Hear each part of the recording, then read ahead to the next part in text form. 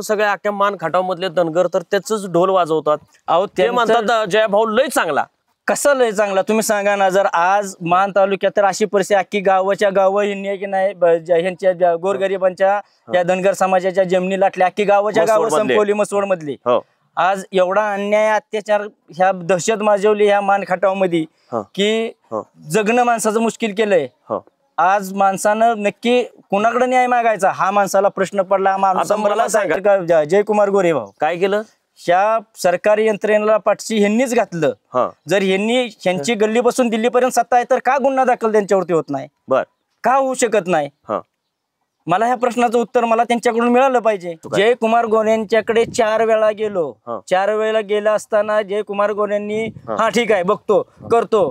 जर आज हे जर मान खटावचे आमदार म्हणून हे मिरवतात, जर आज हे मान खटावचे आमदार म्हणून आहे ना मिरवत असतात, त्यांनी सर्व संगनमतानं मिळून हे सर्व माझ्यावरती अन्याय केला। हे कागदपत्र डुप्लिकेट बनवले आणि डुप्लिकेट हे करून हे प्रकरण माझं तिथंच त्यांनी दाबलं गेलं। त्याच्यानंतर मी न्याय कुणाकडे मागायचा म्हणून इथले मान खटावचे आमदार जयकुमार गोरे तुम्ही मतदारसंघातले आहात, आपला आमदार तो तरी सहकार्य करेल, कारण की जीवन जगायला साधन नाही। आम्ही पूर्ण मिळलो जवळजवळ। जयकुमार गोरे स्वतः ज्यावेळी त्यांचा हात दगडाखाली सापडला, ते अडचणीत आले त्या मायनी कॉलेजमध्ये, त्यावेळी त्यांनी त्यांच्यासाठी ते देवेंद्र फडणवीसांकडे गेले, वरून सगळे दबाव आणले, ईडीचा दबाव आणला, सगळं काय केलं। मग तुमच्यासाठी तुमच्यावरचा अन्याय दूर करण्यासाठी त्यांनी तेवढं केलं का हो? काहीच केलं नाही। जर केलं असतं तर मी आज तुमच्या समोर आलोच नसतो। जर त्यांनी केलं असतं तर तुमच्या समोर मी आलोच नसतो, कारण की त्यांना हे करायचं नव्हतं। कारण की ही सरकारी यंत्रणा सर्व ह्याच्यात मॅनेज आहे। त्यांनी सर्व रॅकेट आहे, ह्या रॅकेट मॅनेज आहे म्हणजे तुमचं म्हणणं आहे की जयकुमार गोरे स्वतः रॅकेटचाच भाग आहे, विषय येत नाही। बर आज ते चोर हे फसवे जे आहेत लोक, ज्यांनी तुम्हाला फसवलं, तुमचा ट्रक हडपला खोटं नाटक करून, त्या सगळ्या ह्याच्यामध्ये हे बी मिसळलेत, हेच बी मिसळलेत। जर तुमचं काम झालं निघायत ना तिकडे जावा आणि त्या ऑफिस मधून लेटर घ्या, म्हणजे हिथून निघून जावा। ही भाषा कुठली? आज तुम्ही लोकप्रतिनिधी आहेत, आज आहे ना आम्ही तुम्हाला निवडून देतो, आणि जर तुम्ही जर आहे ना गोरगरीब जनतेला जर अशी जर वागणूक देत असाल तर आम्ही न्याय कुणाला मागायचा? नमस्कार, लय भारीमध्ये आपल्या सगळ्यांचं स्वागत। मी मान खटाव विधानसभा मतदारसंघामध्ये परत आलेलो आहे आणि परत येणार आहे। विधानसभा निवडणुका संपेपर्यंत मी इथंच असणार आहे आणि विधानसभा निवडणूक झाल्यानंतर सुद्धा मी सतत येणार आहे। परंतु आता मी आलेलो आहे एका धनगर समाजातील तरुणाची व्यथा ऐकण्यासाठी, आणि जे या मान खटावचे जे आमदार आहेत जयकुमार गोरे यांनी या तरुणाच्या आयुष्यामध्ये कसा बदल केलेला आहे, तो चांगला बदल आहे, वाईट बदल आहे, कसला आहे ते आपण त्यांच्याच तोंडून ऐकणार आहोत। तर तुमचं नाव सांगा पहिलं। माझं नाव बजरंग महादेव शिंगाडे। तर बजरंगजी, जयकुमार गोरे यांच्याविषयी तुम्हाला काहीतरी सांगायचं आहे, तर काय स्टोरी आहे तुमच्या आयुष्यातली ती सांगा। साहेब, विषय असा आहे की 2016ला मी जमीन विकून गाडी घेतली। कसली गाडी? 16-13 ट्रक माल वाहतूक। मी मुंबईला वास्तव्यास गेलो, सर्वांना सहकुटुंब सहपरिवार, माझ्यावर सर्व पूर्ण कुटुंबाची जबाबदारी। मी सर्वात मोठा, माझ्या पाठी 2 भाऊ, त्यांचे मुलं। तुमचं गाव शिंगाडवाडी आहे ना? प्रॉपर शिंगाडवाडी, माझं गाव शिंगाडवाडी। मी कामानिमित्त इथं दुष्काळी भाग, जमिनी कमी, दुष्काळी भाग असल्यामुळे आम्हाला जगण्यासाठी साधनच नाही। आम्ही पर्याय म्हणून आम्ही 2016ला जमीन विकून आम्ही मुंबईला गेलो। मुंबईला ठाण्याला गेलो, ठाण्याला जाऊन तिथं आम्ही उद्योग चालू करायचा म्हणून आम्ही व्यवसाय चालू केला, हा ट्रान्सपोर्ट व्यवसाय। गाड्या घेतल्या, गाड्यातून व्यवस्थित चाललं होतं। स्वतःच्या गाड्या, सातारा सहकारी बँकेतून आम्ही लोन घेतलं। आम्हाला लोन घेतलं होतं 15,53,000 रुपये लोन घेतलं। एवढं लोन घेतलं होतं? जमीन विकली आणि प्लस जमीन कुठली विकली तुम्ही? उंबारडे गावची जमीन विकली। किती एकर विकली? 65 गुंठ जमीन विकली। म्हणजे 1 एकर पेक्षा जास्त? किती होता? 1.5 एकर? 40 गुंठ्याचा 1 एकर होतो। 1.5 एकर जमीन विकली। कितीला विकली तुम्ही? जमीन ती 11 लाखाला विकली होती। 11 लाखाला विकली। बागायती जमीन होती? बागायती जमीन। अच्छा, म्हणजे एवढी तुम्ही तुमची जमीन विकली ट्रान्सपोर्ट नवीन व्यवसाय सुरू करायचा म्हणून? जमीन विकल्यानंतर आम्ही मुंबईला गेलो. मुंबईला जाऊन आम्ही उद्योग चालू केला, गाड्या घेतल्या, गाड्यांना डाऊन पेमेंट केलं, लोन केलं. व्यवसाय 2 वर्ष व्यवस्थित चालला होता.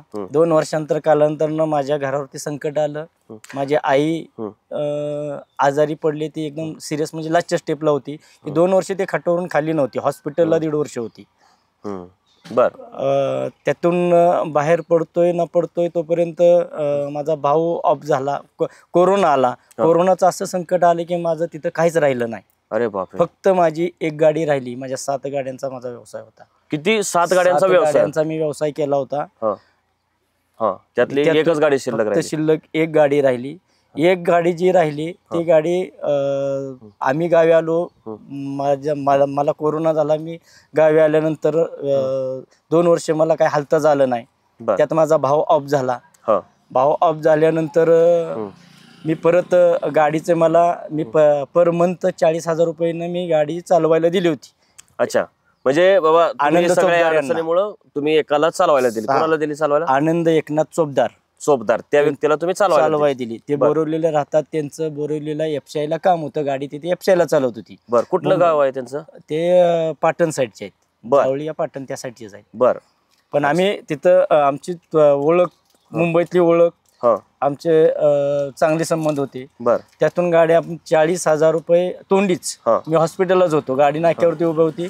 बजरंग म्हणले मला गाडी एकतर विकून तर टाक, नाहीतर आहे ना गाडी चालवाय दे. तर म्हणजे चोपदारांनी ते तुम्हाला असा सल्ला दिला, सल्ला विकून तरी टाक नाहीतर चालवायला दे. मला चालवायला तरी दे, मी चालवतो गाडी तुझी. तर ठीक आहे म्हणलं. मी गाडी काय विकू शकत नाही. मी जमीन विकून गाडी घेतलेली आहे. ती मी गाडी काय विकू शकत नाही. ती माझी लक्ष्मी आहे. ठीक आहे म्हणले.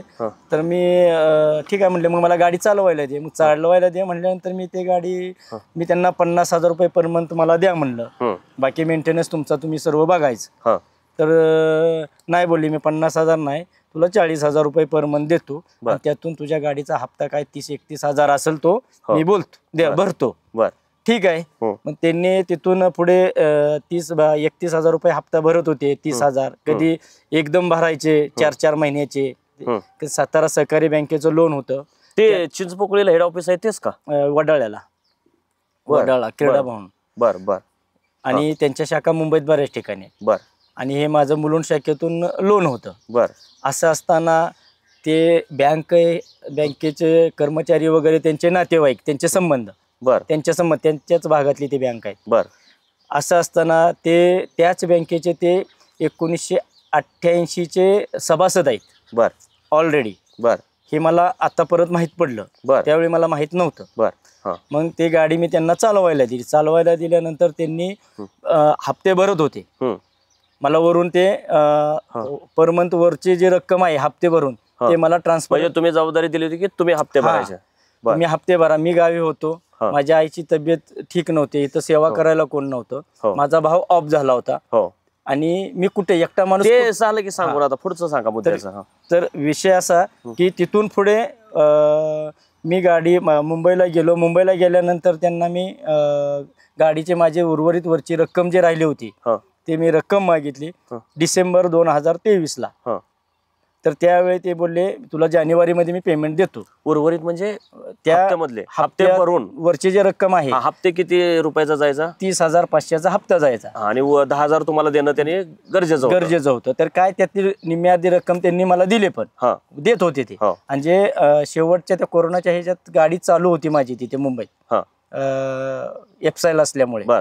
तर त्यावेळेची जी रक्कम होती ते एकदम देतो बोलले होते. आणि माझं तिथे पर्सनल लोन होतं 3 लाखाचं. तिथे मी 70,000 थकबाकी होती. माझं लोन क्लोज करायचं होतं. मग मी त्यांना मला 3 लाख रुपये माझे मला द्या असे मी त्यांच्याकडे गेलो आणि त्यांना मागणी केली. तर ते काय बोलले मला 2 महिने मला वेळ दे. 2 महिन्यात पेमेंट आले की तुझा देतो. ठीक. चोपदार बोलले. चोपदार बोलल्यानंतर जानेवारीमध्ये देतो बोलले. जानेवारीमध्ये नाही दिले. फेब्रुवारीमध्ये नाही दिले. मार्चमध्ये त्यांनी डायरेक्ट माझ्या लोन अकाउंटला पर्सनल लोन अकाउंटला त्यांनी जे माझी थकबाकी होती ते तेवढे त्यांनी भरली त्यांनी भरली. भरल्यानंतर परत मी म्हणलं वरची मला रक्कम द्या. तर ते बोलले आता हे भरलेत नेक्स्ट महिन्यात म्हणजे मे मध्ये मी तुला बाकीचे पैसे देतो. ठीक आहे. मे मध्ये पैसे नाही दिले तर म्हणलं मी माझी गाडी काढायची आहे आणि मला काही जीवन जगण्याला आता साधन नाही. मी आता परत मुंबईला येणार आहे. माझी गाडी मला द्या. माझी गाडी मी स्वतः चालवणार आहे. बर. माझं उदरनिर्वाह भागवण्यासाठी माझ्याकडे काय आहेच नाही साधन. बर. ठीक आहे म्हणले. ठीक आहे म्हणल्यानंतर मे मध्ये मी त्या गाडीवरती लोन करायला मी फाईल टाकली. बर. ज्यावेळेस मी इथं सातारला माझं सिव्हिल खराब झाल्यामुळे मला कुठं लोन मुंबईत मिळालं नाही. सातारला मी फाईल टाकली. तिथं फाईल टाकल्यानंतर मला फायनान्स मधून समजलं की ही गाडी तुमच्या नावावर नाही. बर. म्हणजे तुमची गाडीच अगोदर कोणाच्या नावावर होती? माझ्याच नावावर. हा. त्याला दिल्यानंतर त्याने गोळ केला. काय केला? गाडी नील झाल्यानंतर एप्रिल पर्यंत गाडी, मे पर्यंत मार्च पर्यंत गाडी माझ्याच नावावर होती. बर. एप्रिल मध्ये गाडी त्यांनी ट्रान्सफर माझ्या परस्पर खोट्या नाट्या सह्या करून बँकेनं थर्ड पार्टीला माझी एनओसी बँकेनं थर्ड पार्टीला दिली. बर. मालकाला दिली नाही, थर्ड पार्टीला दिली. त्या सातारा सहकारी बँकेने. बर. शाखा मुलुंड. त्या मुलुंड शाखेचा ब्रँच मॅनेजर कोण आहे त्याचं बी नाव घ्या. राजन सावंत म्हणून ब्रँच मॅनेजर आहे. राजन सावंत हरामखोराला लाज वाटली पाहिजे असले धंदे करतो. बघतो मी सहकार विभागाकडनं. नंतर मुंबईला आलो की त्याचे बी घोटाळे काढतो. आणखी काय काय केलेत ते आणि सांगा. सातारा बँकेचे ह्याचे मेन हेड ऑफिसला पाटील साहेब म्हणून आहेत. हे पाटील साहेब, एम आर पाटील आणि राजन सावंत आणि एम आर पाटील. अच्छा. म्हणजे हे तुम्ही असं धनगर समाजातल्या तरुणांचा असं वाटोळ करता का? तुमच्या पतसंस्थेचे उद्या पतसंस्था आहे का बँक आहे? बँक कोऑपरेटिव्ह बँक आहे. कोऑपरेटिव्ह बँक आहे. ठीक आहे. ह्यांच्या सहकार विभागाकडे आपण आता हे निवडणूक हो द्या. सहकार विभागाकडनं ह्यांचे सगळे आपण घोटाळे बाहेर काढू. असे असताना गाडी त्यांनी ट्रान्सफर केली. ट्रान्सफर केल्यानंतर मी आरटीओ ऑफिसला गेलो. तिथे अर्ज केला असता आम्हाला त्यांनी काही माहिती दिली नाही. आम्हाला 2 महिने पळवलं. त्याच्यानंतर आम्हाला माहितीचा अधिकार, वकील गाठून माहितीचा अधिकार टाकून आम्हाला ते 2 महिन्यानं माहिती उपलब्ध झाली. उपलब्ध झाल्यानंतर आम्ही ही कागदपत्र बघितले. कागदपत्रे बघितल्यानंतर मी हा अर्ज केला. हा अर्ज सातारा शहर पोलीस स्टेशन, SP, पोलीस महासंचालक, कोल्हापूर विभाग, मुंबई विभाग सर्वांना अर्ज केले. त्या अर्जाच्या तपासांती पोलिसांकडे करून काय उपयोग नाही. ते चोरांनाच मदत करतात. ते पोलिसांनी चोरांनाच मदत केली. त्यांना तपासाला बोलवलं. सातारा पोलीस तर त्या बाबतीत म्हणजे पोलीस अधीक्षक जे आहेत ते तर ह्या बाबतीत माहिरच आहे. PI मस्के साहेबांचे मला बोलवून घेतलं. त्या पार्टीला बोलवून घेतलं. ते पार्टी येताना एकटे आले नव्हते. ते पार्टी येताना पैलवान घेऊन आले होते. आज एवढा माझ्यावरती अन्याय होऊन तिथं पैलवान घेऊन येऊन त्या पोलिसांच्या समोर मला दमदाट्या करतायत. पोलिसांच्या समोर मला दमदाट्या करतायत. आणि काय म्हणत होते? ही मिटवून घेतोय का नाही तर तुझ्याकडे बघतो. बर. अशा पद्धतीत मी तिथून पळ काढला. पळ काढून मी निघून आलो. दुपारी 4 वाजता मी SP साहेबांना भेटायला गेलो. SP साहेबांना सर्व स्टोरी सांगितली. माझ्या बरोबर असं घडलंय, माझा असा गुन्हा आहे, तक्रार आहे. आणि त्या SP समीर शेख त्यांना जाऊन समजलं लय पराक्रमी आहेत ते. त्यांना जाऊन भेटलो. त्यांना जाऊन भेटल्यानंतर त्यांनी खाली चौकशी केली. मला बोलले जावा, मी हे करतो. त्याच्यानंतर त्यांनी गुन्हा दाखल केला नाही. सर्व RTO अधिकारी ज्याने सगळ्या म्हणजे तुमच्या खोट्या सह्या केलेल्या RTO एजंट ज्यांना गाडी नाव केली तो आनंद चोपदार, संतोष शिंदे, खरमाटे मॅडम, माळवे, म्हेत्रे साहेब यांनी सर्व संगनमतानं मिळून हे सर्व माझ्यावरती अन्याय केला. हे कागदपत्र डुप्लिकेट बनवले आणि डुप्लिकेट हे करून हे प्रकरण माझं तिथंच त्यांनी दाबलं गेलं. त्याच्यानंतर मी न्याय कुणाकडे मागायचा म्हणून इथले मान खटावचे आमदार जयकुमार गोरे, तुम्ही मतदारसंघातले आहात, आपला आमदार तो तरी सहकार्य करेल. कारण की जीवन जगायला साधन नाही. आम्ही पूर्ण मिळलो. जवळजवळ ह्या कोरोनाच्या ह्याच्यात 2.5 कोटी रुपयाला आम्ही ह्या गाडीच्या लफड्यामुळं माझी 1.5 वर्ष मुलं माझी शिक्षणापासून वंचित राहिलेत. अरे अरे अरे. ही समाजाला माहित आहे. 1.5 वर्ष माझी मुलं घरात राहिले. मला जगण्याचं साधन नाही. बर. तुम्ही जयकुमार गोरेंकडे गेला, पुढे काय झालं? त्यांच्याकडे गेल्यानंतर त्यांना मी मदत मागितली. ह्याला गेलो होतो बंगल्यावरती, त्यांच्या बोराटवाडीला गेलो. बोराटवाडीला गेल्यानंतर त्या तळ्याच्या काठावरती तिथे गेल्यानंतर त्यांना मी सर्व माहिती दिली, सर्व कागदपत्र दाखवली. त्यांनी SP-ना माझ्या समोर फोन केला. काय सांगितलं? की असं माझ्या मतदारसंघात असं घडलंय, अशी हा. ही झाली आहे. म्हणजे त्यावेळी चांगलं बोलले असतील, हा, अन्याय चांगले झालाय, बोलले. हा, आमच्यातल्या एका तरुणावर अन्याय गुन्हा झालाय, दाखल करा.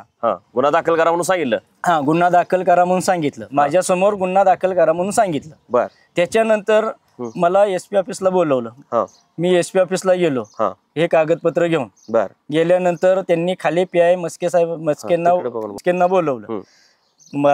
मस्केंना बोलवल्यानंतर त्यांनी सर्व माझ्याविषयी माझी कागद खोटी, मग हे कागद बनवली कोणी, हे सर्व मस्केनी मान्य केलं काय कागद खोटे? हा, मस्केंनी हे कागद खोटे आहेत. हा माणूस लबाड आहे. पुन्हा त्याच्याबद्दल बोलले? हा, माझ्याबद्दल, तुमच्याबद्दल बोलले? माझ्यावरती कोण मस्के? ते पोलीस अधिकारी? पोलीस अधिकारी. कोण PI होते? PI आहेत. काय हो मस्के, लाज वाटली पाहिजे ना तुम्हाला. हा, जरा त्या वर्दीची तरी, तुमचे पोलीस अधीक्षक तर ठेवतच नाहीत, पण तुम्ही बी तसलेच. ठीक आहे, बघू तुमचे कारनामे बी शोधू, आम्ही पत्रकारच आहे, आमचं काम आहे. त्यांना येऊन त्या बँकेचे कर्मचारी भेटले वैयक्तिक. परत बँकेचे चेअरमन भेटले. चेअरमन भेटल्यानंतर त्यांनी हा प्रकरण तिथं जागेवर स्टॉप केलं. परत बँकेनं काहीतरी दिलं असेल ना, त्याशिवाय काय ते मस्के. सातारा ते कातर खटाव ते सातारा 70 किलोमीटरचं अंतर आहे. माझ्या खिशात 1 रुपया नाही. अशा परिस्थितीत मला त्यांनी 9 महिने पळायला लावलं. रोज मी सातारा कातर खटाव 1 रुपया जवळ नाही. रोज एकाला भीक मागायची आणि तिथवर पोचायचं. आमदार साहेबांच्याकडे पोचायचं, SP साहेबांच्याकडे पोचायचं, खाली RTO ऑफिसला पोचायचं. कुणीही दाद घेतली नाही, कुणीही या अर्जाचा विचार केला नाही. प्रत्येकाने उडवाउडीची उत्तर द्यायची, उद्या या, परवा या. आमदारांनी ते गुन्हा दाखल केला. गुन्हा दाखल करत असताना SP-नी RTO अधिकाऱ्यांना क्लीन चिट दिली. त्यांचे जबाब आहेत, ते पुरावे आहेत माझ्याकडे. त्या बँकेला क्लीन चिट दिली. हे कशासाठी? म्हणजे त्यांनी, म्हणजे सरळ दिसतंय की बाबा एक खोट्या सह्या केलेत, खोटे कागदपत्र बनवलेत, खोट्या सह्या केलेल्या आहेत. हे सर्व लबाडी झाली, अन्याय झाले. वरून आमदार साहेब म्हणतायत की खरंच तुझ्यावरती अन्याय झालाय. मग जर माझ्यावरती अन्याय झालाय, तर माझ्यावरती अन्याय झाला ही तुम्हाला दिसतंय, तर त्या RTO अधिकाऱ्यांना आणि बँकेवरती तुम्ही का गुन्हा दाखल करत नाही? आज 9 महिने झालं ही करून, गुन्हा दाखल करून आज 9 महिने झाले. तपासात ही केली नाही, त्या आरोपींना, त्या दोघांना अटक केली नाही. तपासात पुढे त्या बँक अधिकाऱ्यांच्या वरती, बँकेवरती किंवा RTO अधिकाऱ्यांच्या वरती कुठलाही गुन्हा दाखल केलेला नाही. हे का म्हणणं नाही? आम्ही न्याय कुणाला मागायचा? आम्ही न्याय आता याच्यात जयकुमार गोरेंच्या काय चुका? जयकुमार गोरेंच्याकडे 4 वेळा गेलो. 4 वेळेला गेला असताना जयकुमार गोरेंनी हा ठीक आहे बघतो करतो. जर आज हे जर मान खटावचे आमदार म्हणून हे मिरवतात, जर आज हे मान खटावचे आमदार म्हणून आहे ना मिरवत असतात, जनतेची सुद्धा फसवणूक कशा पद्धतीने होती तोंडावर बोलायचं, आणि माघारी ह्यांनीच काहीतरी वेगळ्या पद्धतीनं त्याचा ही करायचा, तिकडे वेगळ्या पद्धतीनेच माहिती पुरवून गोरगरिबांवर अन्याय करायचा. हेच तुम्हाला काय वाटतंय, जयकुमार गोरेंनी तुमच्यावर अन्याय केला? सरळ सरळ दिसतंय. जयकुमार गोरेंनी माझ्यावरती आमदार केला न केला हे कागदपत्रात सरळ सरळ दिसतंय. मला त्यांनी काहीही करू द्या, शेवटी मी जीव गेला ह्यातच. माझा 2023ला जीव, 22ला जीव गेलाय. असं जयकुमार गोरे कदाचित दावा असं करतील की बाबा मी तर त्याला मदत केली, पोलिसांनी तिकडे चुका केल्या असतील. का पोलीस आज आहे ना, जयकुमार गोरे असं म्हणतील की बाबा माझा काय ह्याच्यात दोष, तर त्यांचा दोष काय आहे हे तुम्ही सांगा. त्यांचा दोष त्यांनी एकच की आज गल्लीपासून दिल्लीपर्यंत सरकार त्यांचं आहे. गल्लीपासून दिल्लीपर्यंत सरकार त्यांचं आहे. जसं तुम्ही या मानखटावमध्ये गोरगरिबांच्या वरती अन्याय करता, खोटे नोटे गुन्हे दाखल करता, तसं एखाद्या गरीबावरती अन्याय होतोय. धनगर समाजाचा एक होतकरू मुलगा आहे आणि आज तो जगायला गावाला साधन नाही म्हणून त्यांनी जमीन विकून त्यांनी व्यवसाय चालू केलाय. तर अशा लोकांच्या पाठीशी न उभा राहता त्यांनी सरकारी यंत्रणेच्या पाठीशी उभा राहिले आणि ह्या गोरगरीब धनगर समाजाच्या, म्हणजे तुम्हाला म्हणायचे की जे गैरप्रकार करणारी लोक, रॅकेट, चोर, म्हणजे हे जे तुमचा ट्रक चोरला गेला, सरकारी यंत्रणा, दलाल ह्यांनी, बँकेतले लोक, पोलीस यंत्रणा ह्यांनी संगनमत करून जो तुमचा ट्रक हडपला, त्या लोकांनाच जयकुमार गोरेंनी मदत केली असं तुम्हाला म्हणजे अशा पद्धतीचं सरळ सरळ दिसतं. हाच माझा हा आरोपच आहे काय साहेब की काय आरोप आहे? त्या लोकांना ह्या साहेब ह्या लोकप्रतिनिधींनीच पाठशी कुठल्या घातल्या. लोकप्रतिनिधी? आमदार साहेबांनी. कोण आमदार साहेब? आमदार जयकुमार गोरे भाऊ. काय केलं? ह्या सरकारी यंत्रणेला पाठशी ह्यांनीच घातलं. हा जर ह्यांची गल्लीपासून दिल्लीपर्यंत सत्ता आहे तर का गुन्हा दाखल त्यांच्यावरती होत नाही? बर का होऊ शकत नाही? हा मला ह्या प्रश्नाचं उत्तर मला त्यांच्याकडून मिळालं पाहिजे. आता मला सांगा, तुम्ही म्हणताय की धनगर समाज म्हणून तुमच्यावर त्याने अन्याय केला. आपले बाकीचे तरुण सगळे अख्ख्या मान खटाव मधले धनगर तर त्याच ढोल वाजवतात. अहो ते म्हणतात जयभाऊ लय चांगला. कसं लय चांगला? तुम्ही सांगा ना. जर आज मान तालुक्यात तर अशी परिस्थिती अख्खी गावाच्या गावं यांनी की नाही ह्यांच्या गोरगरिबांच्या या धनगर समाजाच्या जमिनी लाटल्या. अख्खी गावाच्या गावं संपवली मसवड मधली. आज एवढा अन्याय अत्याचार ह्या दहशत माजवली ह्या मान खटावमध्ये की जगणं माणसाचं मुश्किल केलंय. आज माणसानं नक्की कोणाकडे न्याय मागायचा हा माणसाला प्रश्न पडला. मला सांगा, माणसाला ओपन काय बोलता येईना झालंय. मला सांगा, जयकुमार गोरे स्वतः ज्यावेळी त्यांचा हात दगडाखाली सापडला, ते अडचणीत आले त्या मायनी कॉलेजमध्ये, त्यावेळी त्यांनी त्यांच्यासाठी ते देवेंद्र फडणवीसांकडे गेले. ते वरून सगळे दबाव आणले, ईडीचा दबाव आणला, सगळं काय केलं. मग तुमच्यासाठी तुमच्यावरचा अन्याय दूर करण्यासाठी त्यांनी तेवढं केलं का? काहीच केलं नाही. जर केलं असतं तर मी आज तुमच्या समोर आलोच नसतो. जर त्यांनी केलं असतं तर तुमच्या समोर मी आलोच नसतो. कारण की त्यांना हे करायचं नव्हतं. कारण की ही सरकारी यंत्रणा सर्व ह्याच्यात मॅनेज आहे. त्यांनी सर्व रॅकेट आहे, ह्या रॅकेट मॅनेज आहे. म्हणजे तुमचं म्हणणं आहे की जयकुमार गोरे स्वतः रॅकेटचाच भाग आहे, विषयच येत नाही. बर आज ते चोर हे फसवे जे आहेत लोक, ज्यांनी तुम्हाला फसवलं, तुमचा ट्रक हडपला खोटं नाटक करून, त्या सगळ्या ह्याच्यामध्ये हे बी मिसळलेत. हेच बी मिसळलेत. जर तसं नसतं तर त्यांनी गुन्हा दाखल केला असता. ते तपास आज 3 महिन्यात चार्जशीट दाखल व्हायला पाहिजे. आज 9 महिने झाले. बरं, आता मला सांगा, जयकुमार गोरेंची तुम्ही 4-5 वेळा भेटला, तर त्यांची बॉडी लँग्वेज कशी होती? म्हणजे पहिल्या वेळेला तुम्ही बोललात की तुम्ही गेला, त्यांना भेटला, त्यांनी लगेच SP-ना फोन केला, तुमच्यावर अन्याय झालाय असं त्यांनी मान्य केलं. नंतरचे तुम्ही 3-4 वेळा भेटला, त्यावेळेच कसं वागणं होतं त्यांचं? साहेब, आम्हाला सर्वात महत्वाची गोष्ट, आम्हाला वेळ दिला नाही. धावती वेळ. आम्हाला चला काय तुझा विषय, कुठून आला? 10 वेळा जाऊन सुद्धा कुठून आला. जर म्हणजे त्यांना मेमरी नाही का? म्हणजे हा माणूस अगोदर आला होता हे आठवतच नाही. एकदा सोडून 10 वेळा जाऊन सुद्धा कुठून आला, काय नाव, काय काम आहे. अच्छा, तुम्ही मतदार आहात त्यांचे, त्यांच्या मतदारसंघातले असे बोलतात? असे बोलतात. आम्ही महेश नलवडे, सुनील नलवडे, मी बजरंग शिंगाडे, अजून 2 कार्यकर्ते, अशा आम्ही त्यांना माझ्या मुलाचं ऍडमिशन होतं, ऍडमिशन करायचं होतं. मी त्यांचं पत्र घ्यायला गेलो. पत्र घ्यायला गेला असताना माझी परिस्थिती तिथवर पोहोचायची सुद्धा नव्हती. त्यावेळी मी 300 रुपयाचा दुसऱ्याकडून उसने पैसे घेऊन 300 रुपयाचा गुच्छ घेतला. गुच्छ घेऊन आम्ही तिथे गेलो, आमदारांच्याकडे गेलो, बोराटवाडीत जयकुमार गोरे भाऊ त्यांच्याकडे गेलो. त्यांना आम्ही पुष्पगुच्छ दिला. त्यांचा त्यावेळी ते जिल्हाध्यक्ष झाले होते, भारतीय जनता पार्टीचे जिल्हाध्यक्ष पण झाले होते, आणि माझ्या मुलाचं ऍडमिशन पण होतं. म्हणून मी त्यासाठी त्यांच्याकडे मी गेलो. गेल्यानंतर मी त्यांना पत्र मागितलं. पत्र मागितल्यानंतर मला त्या टायमिंगला आम्ही त्यांचा ही केला, पुष्पगुच्छ दिला. पत्र मागितलं. ती बोलले, त्यांची भाषा जी काय आहे, त्यांची बॉडी लँग्वेज, त्यांची बोलण्याची पद्धत, त्यांनी डायरेक्ट सांगितलं, हा तिकडे जावा, तुमचं काम झालं, निघा इथनं, तिकडे जावा आणि त्या ऑफिसमधून लेटर घ्या, म्हणजे इथून निघून जावा. ही भाषा कुठली? आज तुम्ही लोकप्रतिनिधी आहेत. आज आहे ना, आम्ही तुम्हाला निवडून देतो, आणि जर तुम्ही आहे ना गोरगरीब जनतेला जर अशी जर वागणूक देत असाल तर आम्ही न्याय कुणाला मागायचा? तर बांधवांनो, तुम्ही बघितलं, विशेषतः धनगर समाजातले जे कार्यकर्ते, जयकुमार गोरे यांचे कार्यकर्ते आहेत, मग तो टाकेवाडीचा तो निलेश धडस असेल, हा सोम्या बुधे असेल, किंवा तो पुकळेवाडीचा सोमनाथ बुधे, मला त्याचं नाव सोम्या, म्हणजे लोक सोम्या म्हणतात म्हणून सोम्या म्हणलं, त्याचं नाव सोमनाथ बुधे, किंवा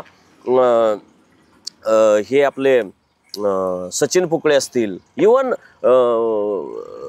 दादासाहेब काळे आणि अर्जुन काळे. दादासाहेब काळे, अर्जुन काळे साहेब तुम्ही जाणते लोक आहात.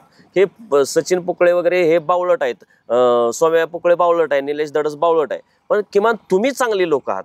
तुमच्यासारख्यांनी तरी आमदारांना कानपिचक्या द्यायला पाहिजे, म्हणजे शब्द कानपिचक्या. तुम्ही म्हणायला पाहिजे होतं की आमच्या समाजाचं एक तरुण आहे, त्याचं वाटोळ झालंय तुमच्यामुळे, तुमच्या अशा चुकीच्या पद्धतीमुळे. अहो समीर शेख आणि जयकुमार गोरे यांचं नातं काय आहे हे लपून राहिलेलं नाही. अख्ख्या गृह खात्याला माहित आहे, अख्ख्या मान खटावला माहित आहे, अख्ख्या सातारा जिल्ह्याला माहित आहे.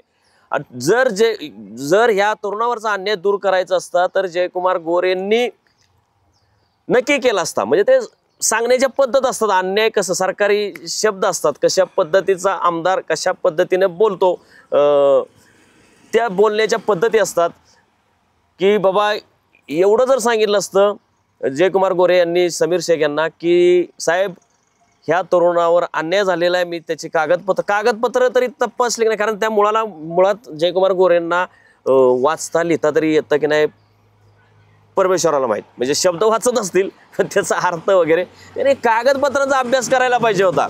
या अभ्यास करण्याची कुवत आहे की नाही माहीत नाही. व्यवस्थित कागदपत्रांचा अभ्यास केला ना लगेच कळतं, खरं खोटं लगेच कळतं. मी केलेलं आहे, मी खात्रीने सांगतो या तरुणावर अन्याय झालेला आहे, याचा ट्रक हडपलेलाच आहे. आणि पुढे जाऊन हे इलेक्शन नंतर तर ते मी बँकेतले बी सगळं बाहेर काढतो. म्हणजे किती खोटेपणा केलेला आहे बँकेने, पोलिसांनी काय खोटेपणा केला आहे, त्या मस्के असतील किंवा ते बँकेतले सावंत पाटील असतील त्यांचंही सगळं काढतो बाहेर, इन्व्हेस्टिगेशन पत्रकारिता करतो. परंतु जयकुमार गोरे अहो तुमच्या मतदारसंघातल्या लोकांना तुम्ही न्याय देऊ शकत नाही. तुम्ही ज्या समाजाच्या जीवावर निवडून येता त्या धनगर समाजाच्या आरक्षणावर कधी बोलला नाही. त्या धनगर समाजातली जी काही प्रतीक असतील, अहिल्यादेवी होळकर, मल्हारराव होळकर यांच्यासारख्या मोठ्या लोकांविषयी, महापुरुषांविषयी तुम्ही फार काय केलेलं नाही. आमच्यासारखे पत्रकार असतील, मी तुषार खरात आहे, सचिन शिंगाडे आहे, त्यानंतर आपलं वाघमोडे पत्रकार आहे, त्या वाघमोडेला तर तुमच्या भावानं कसल्या शिव्या दिल्या, सचिनला 4-5 वेळा तुमच्या कार्यकर्त्यांनी मारहाण केले, मला तुम्ही कशी वागणूक दिलेली आहे ते तुम्हालाही माहित आहे. आपली तर आता कोर्टात दोघांची लढाई सुरू झालेली आहे. आणि असे म्हणजे धनगर समाजाने तुमचं काय वाकडं केलंय, काय घोडं मारलंय हा माझा सवाल आहे. ह्या तरुणाचं तुमच्यामुळे वाटोळं झालं, आयुष्यातनं उठलेला आहे माणूस तो. आणि देशोधडीला लागलाय बिचारा, सगळं उद्ध्वस्त केलाय, प्रपंच तुम्ही उद्ध्वस्त करून टाकला. किती जणांचे अजून करणार आहे तुम्ही. आणि ह्यात चमच्यानो म्हणजे ठीक आहे ते जयकुमार गोरे ती व्यक्ती, त्यांचं दाखवण्याचे दात वेगळे, खायचे दात वेगळे आहेत, परंतु ह्या लाजा आपल्या समाजातल्या ह्या पै पाहुण्यांना लाजा वाटल्या पाहिजेत. अरे आपल्या समाजाचं वाटोळं होतंय, तो माणूस आपल्या तरुणांना हे करू असं देशोधडीला लावतोय. दुसऱ्या बाजूला आमच्यासारखे जे इमाने इतबारे पत्रकारिता करतात, पत्रकारितेचा आम्ही धर्म बजावतोय, तर आमच्यासारख्या पत्रकारांना सुद्धा त्रास देतात, त्यांना धमक्या देतात. आणि ह्या लाचार धनगराच्या कार्यकर्त्यांनो, लाचारांनो, अरे किमान समाजातल्या जे पुढं जात आहेत लोक त्यांना तुम्ही उत्तेजन देऊ नका. देता येत नसेल तर किमान त्या जयकुमार गोरेची तळी उचलून आपल्या समाजाचं कसं नुकसान होणार नाही याची तरी काळजी घ्या. आणि सगळा समाज त्यांच्या दावणीला नेऊन बांधलाय, तुम्हाला लाजा वाटू द्या. ते वसंत मासाळ तिथले नगरसेवक आहेत, ते अहो तिथल्या लोकांच्या जमिनी गेल्या तरी तुम्ही तुंतुन वाजवताय त्या जयकुमार गोरेंचं. सगळं घरदार द्या, ते सांगतील तिकडे पद्धतीनं लोकांची देऊन सगळ्या धनगर समाजाच्या जमिनी घरदार वाट लागू द्या.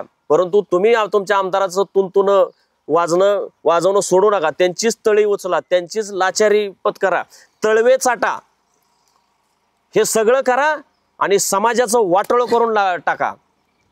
तुम्ही लोकप्रतिनिधी आहेत, समाजाचे प्रतिनिधी आहात की त्या आमदाराचे प्रतिनिधी आहात, थोडी तरी जनाची मनाची ठेवा. त्या सचिन पुकळे, अरे तुला इतकं तुन वाजवतो, तुला लय हाऊस आहे त्या आमदाराची, स्वतःचं घरचं तुला बघता येत नाही, स्वतःच्या अर्धांगिनीला तुला जपता येत नाही. तुला ह्या तरुणाला येऊन भेट, सोम्या येऊन भेट. आणि अर्जुन तात्या आणि दादासाहेब काळे, तुमचं 2 लोकांना मी प्रचंड रिस्पेक्ट करतो, मला प्रचंड आदर आहे. खरं तर तुम्ही आमदारच व्हायला पाहिजे, दोघांपैकी एक तरी विधान परिषदेवर जायलाच पाहिजे. आताचं तिकीट अर्जुन तात्यांनाच मिळालं पाहिजे होतं, 100% ते निवडून आले असते. परंतु जयकुमार गोरे धनगर समाजाच्या लोकांना कधीही पुढे जाऊन देणार नाही, त्यांची वाट लावतील पण पुढे जाऊ देणार नाही. तसेच अर्जुन तात्यांची वाट लावलेली आहे, दादासाहेब काळेंची बी वाट लावलेली आहे. माझी तुम्हाला दोघांना विनंती, हात जोडून हे राजकारण बाजूला ठेवा, राजकारण गेलं चुलीत. तुम्ही ह्या तरुणाला तुम्ही दोघांनी तरी न्याय द्या. तुम्ही जर दोघांना हे आता पण अजून 10 दिवस राहिले, तुम्ही दोघांनी ह्याचा ट्रक परत मिळवून दिला तर मी तुम्हाला शब्द देतो, माझं मतदान तुम्ही सांगाल तिथं म्हणजे माझ्या एकट्याचं मी सांगतो, तुम्ही सांगाल तिथं मी मतदान करेन. परंतु ह्या तरुणाचा तुम्ही ट्रक परत आणून द्या. आणि तो तुमच्या नेत्याच्या चुकीमुळे हे झालंय. आणि काय आहे, ह्या धनगर समाजातल्या बी लोकांना तुम्हाला बी कळलं पाहिजे, अक्कल पाहिजे. माझ्याकडे या ना, मी त्या जयकुमार गोरेची गरजच नाही हो. मी धनगर समाजातल्या लोकांना सांगतो, तुमच्यावर ज्यावर अन्याय होईल ना, धनगर समाज काय कुठल्या मान खाटावच्या सगळ्यांना सांगतो, असा तुमच्यावर अन्याय झाला तुम्ही माझ्याकडे या. ते जयकुमार गोरेकडे जायची गरजच नाही. कशाला त्याकडे जायची गरज आहे? काय त्याच्या हातात आहे? मी काय असलं काय कुणाचं लुटायला फिटायला बसलो नाही. माझा गाडी बंगला काही नाही. माझ्या अंगातच हे असली समाजसेवेची खास आहे. आता मी अशा लोकांना न्याय द्यायलाच बसलोय. असंख्य लोकांना देतो. अहो आता काय तुम्हाला सांगतो, आता हा विषय वेगळा आहे. मी नंतर त्याच्यावर व्हिडिओ बनवणार आहे. तो तर फारच डेंजर आहे. तर बघू आता काय होतंय. ह्या धनगरांच्या आमच्या बावळटांना काय अक्कल सुचल्या तर सुचल्या. बावळटांना म्हणजे जे नासके आहेत त्यांच्याबद्दल बोलतोय. जो गोरगरीब समाज आहे, जो पिचलेला आहे, गंजलेला आहे, त्याच्यासोबत मी नेहमी राहणार, नेहमी असणार. मग तो मसवडचा असू द्या, दहिवडीतला असू द्या, आंधळीतला असू द्या, त्या सतोबाच्या मंदिर परिसरातला टाकेवाडीचा असू द्या, कुठलाही असू द्या धनगर समाज, अख्ख्या म्हणजे महाराष्ट्रातला असू द्या, आपण धनगर समाजाबरोबर राहणार. परंतु हे जे चमचे आहेत, नासके आहेत, हे खरं तर हे अशा पद्धतीचे हे काही आपल्या समाजात आहेत नासके. तर ह्या नासक्यांपासून समाज सोडवला पाहिजे. ते एक वेळ जयकुमार गोरे परवडले म्हणायची वेळेल, परंतु हे नासके जे आहेत सोम्या गोम्यासारखे, त्यांच्यापासून खरं आपल्या मानखाटावमधल्या समाजाला धोका आहे. अशाच आणखी महत्त्वाच्या घडामोडींसाठी लय भारीच्या यूट्यूब आणि फेसबुक पेजला लाईक, शेअर आणि सबस्क्राईब करा.